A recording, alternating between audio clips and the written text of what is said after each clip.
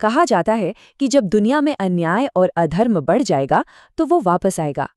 तो चलिए देखते हैं अग्निपुत्र की कहानी कि कैसे जागा वो महान रक्षक। मिलिए वीर से। पहाड़ों के एक छोटे से गांव में रहता था, अपनी किस्मत से बिल्कुल अनजान। लेकिन एक दिन उसकी शांत जिंदगी में कुछ अजनबी आए, काले कपड़ों में लिपटे हुए योद्धा।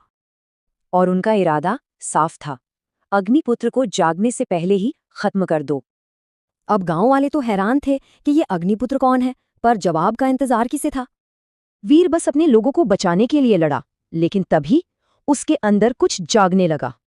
उसकी आंखों में एक अजीब सी चमक थी, सांसें गर्म राख जैसी, और हाथ में एक जलता हुआ त्रिदंड।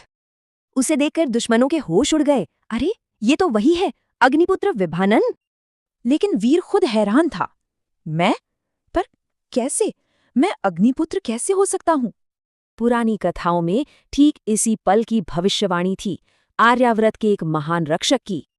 तो वीर कोई मामूली योग शिक्षक नहीं था, वो रक्षक था जिसका सब इंतजार कर रहे थे।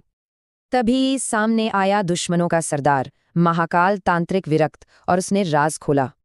विरक्त को पता था अगर वीर जिंदा रहा तो धर्म वापस लौटेगा और उसका अंधेरे का राज खत्म। तो अब आमने सामने थे वीर का त्रिशूल और विरक्त के काले मंत्र, यानी धर्म और अधर्म। और वीर ने अपनी पूरी ताकत लगा दी। उसने इस्तेमाल किया ज्वाला प्रयोग। विरक्त हार तो गया, पर खत्म नहीं हुआ, बस धुएं में गायब हो गया वापस आने के लिए। सब शांत हुआ ही था कि एक आवाज आई, ये तो बस शुरुआत है।